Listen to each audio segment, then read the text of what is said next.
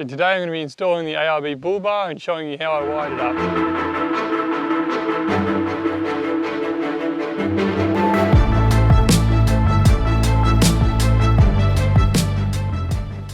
The two main reasons I bought the ARB bull bar, well, firstly, I've always liked the styling of them and the build quality, and secondly, they're made in Australia, which is what I was looking for from the start. And then I found out they were made in the Melbourne factory from scratch, which definitely helped my decision. And which they've actually put a video on Facebook recently of them building it from start to finish. So you can go check that out in the description if you want. So let's get started and show you how I put this on.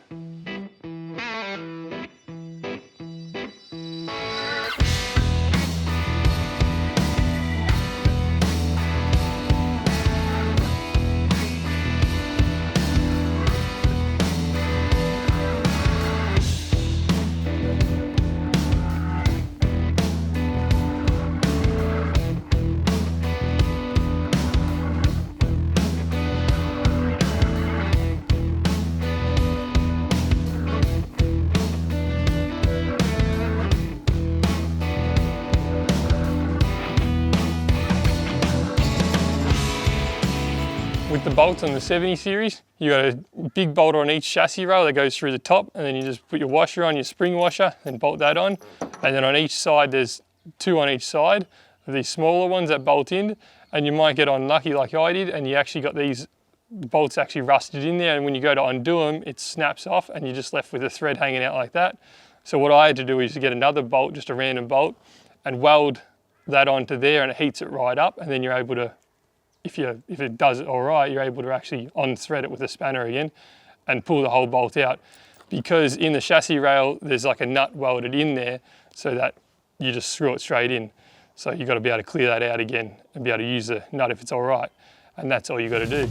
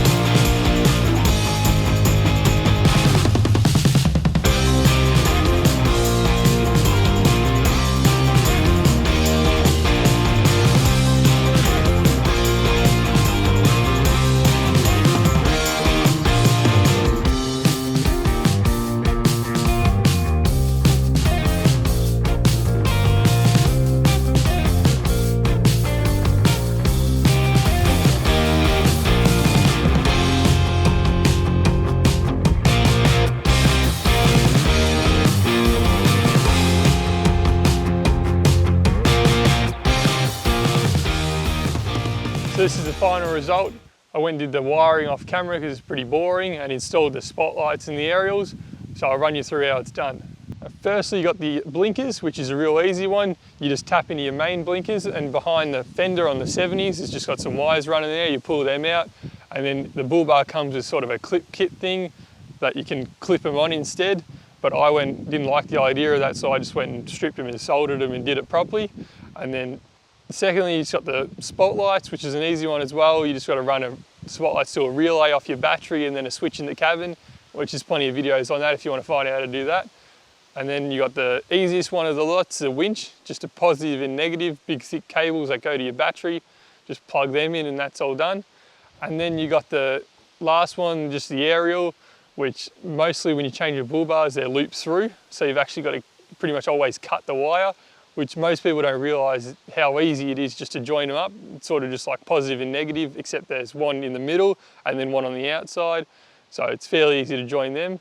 So you'll notice I got two aerials. This one, the skinny one's for the FM radio, and the big ones for the CB radio, which I've actually got on one of those drop-down mounts, because the only place with concrete that I can work onto the car is in the shed, which is a bit low, so it makes it easy to get in there instead of having to get someone to hold it, and also good for car parks and stuff and whenever you go into town.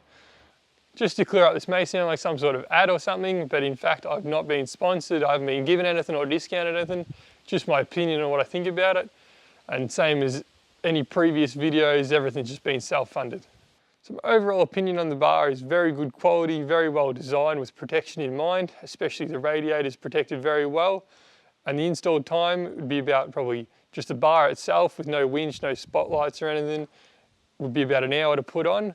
But overall, it probably took me about 5 to 6 hours taking the old bar off, putting the new bar on and wiring everything up, which is obviously going to vary on how hard it is to take your old bar off and what you got on your new bar and stuff like that. But I'd just definitely leave a Saturday or a Sunday just to do it at your own pace. So I hope this encourages you to do it yourself. It may only seem like it's saving you a couple $100, but it'll be a great gateway to getting you into doing mechanical and doing things yourself. So in the long run, it'll really save you a lot more. So thanks for watching, we'll see you next week.